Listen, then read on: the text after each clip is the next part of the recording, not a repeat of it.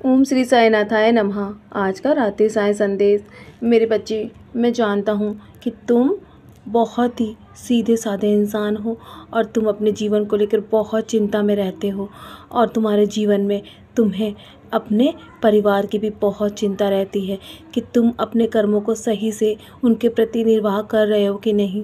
मेरे बच्चे, मैं लगातार तुम्हें देख रहा हूँ कि तुम अपने परिवार में सभी को खुश रखने की कोशिश करते हो, सभी के लिए तुम अच्छे कर्म कर रहे हो। मेरे बच्चे, सभी के लिए, सभी के प्रति तुम हर काम को अपने जी जान लगाकर करते हो और तुम सभी के लिए हमेशा मदद करने के लिए तैयार रहते हो। मेरे बच्चे, अपनी खुशी का भी तुम ध्यान नहीं रखते हो, लेकिन आज मैं तुमसे बहुत खुश हूँ क्योंकि तुम हमेशा अपनी जिम्मेदारी उठा रहे हो। मैं हमेशा तुम्हें यही कर्म करते हुए देखना चाहता हूँ। मेरे बच्चे, अपने जीवन के हर कर्म को और अपने जीवन में अपने मार्गदर्शन के लिए तुम हमेशा मुझसे प्रेरित रहते हो। मेरे चरित का पारायण भी करते हो ताकि तुम्हें मैं मार्गदर्शन देता रहूं और तुम हमेशा सदैव अच्छे कर्म करने पर लगे हुए हो।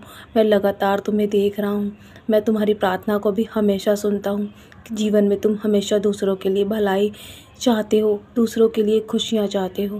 मेरे बच्चे, इसलिए तो तुम मेरे लिए बहुत महत्वपूर्ण हो। मैं तुमसे बहुत खुश हूँ। मेरे बच्चे, मैं तुम्हारी छोटी मोटी गलतियों को ऐसे ही माफ़ कर देता हूँ, लेकिन मेरे बच्चे, जीवन में यदि तुमसे कोई बड़ी गलती भी हो जाए ना, तो उसे कभी भी अनदेखा मत करना और अपनी गलती को सुधारो। मेरे बच्चे, जीवन में कभी भी ये मत सोचो कि तुम यदि मेरे भक्त हो, यदि तुम जीवन में गलती करोगे तो मैं हर बार अनदेखा कर दूंगा। जीवन में तुम्हें सदैव सतर्क रहने की आवश्यकता है। जीवन में वो गलती कभी मत दोहराना जो तुमने पिछले समय में की थी। मेरे बच्चे, तुम अपने जीवन में ऊपर की ओर बढ़ रहे हो, जो तुम्हारे लिए बहुत ही आवश्यक है और मैं तुम्हारी राह में आने वाले सभी कांटों को हटा रहा हूँ। बस तुम हमेशा ऐसे ही मुस्कुराकर आगे बढ़ते रहो, पीछे मुड़कर मत देखो। मेरे बच्चे, क्योंकि जीवन में छोटी मोटी बातें तो होती रहेंगी, कभी खुशी और कभी गम तुम्हारे जीवन में आते रहेंगे। ये उतार चढ़ाव संसार का नियम है। मेरे बच्चे, ये जीवन में लगे रहेंगे, लेकिन कभी भी जीवन में उस दुख को और अपने कर्मों के बारे में सोच कर खुद को दुखी मत करना। जीवन में हादसा तो होता रहता है और वो हर किसी के जीवन में होता है। इसलिए यदि तुम्हें कुछ भी हासिल ना होना तो उसके लिए तुम्हें रोने की आवश्यकता नहीं है। तुम डटकर अपनी परिस्थिति का सामना करो और खुद को यूं ना समझ कर अपने जीवन में कभी भी ये मत सोचो कि तुम कोई काम नहीं कर सकते। तुम हर एक वो काम कर सकते हो जो तुम सोचते हो और अपनी सोच का दायरा बढ़ाओ। तुम अपने जीवन में हमेशा सकारात्मक सोच रखो। जीवन में खुशियाँ तुम्हारे जीवन की ओर बढ़ रही हैं। तुम्हारे जीवन में खुशियों ने दस्तक दे दी है। मेरे बच्चे, बस तुम हमेशा इसी तरह मेरे ध्यान में बैठो और कभी कभी मेरे लिए भी समय निकालो, क्योंकि मैं पूरे दिन के बाद तुम्हारा इंतज़ार करता हूँ। जब तुम सुबह मुझसे बोलकर जाते हो ना कि मैं अभी बाहर जाकर आता हूँ बाबा, उसके बाद कभी कभी तुम मेरे पास बैठना भूल जाते हो, मुझसे बात करना भूल जाते हो।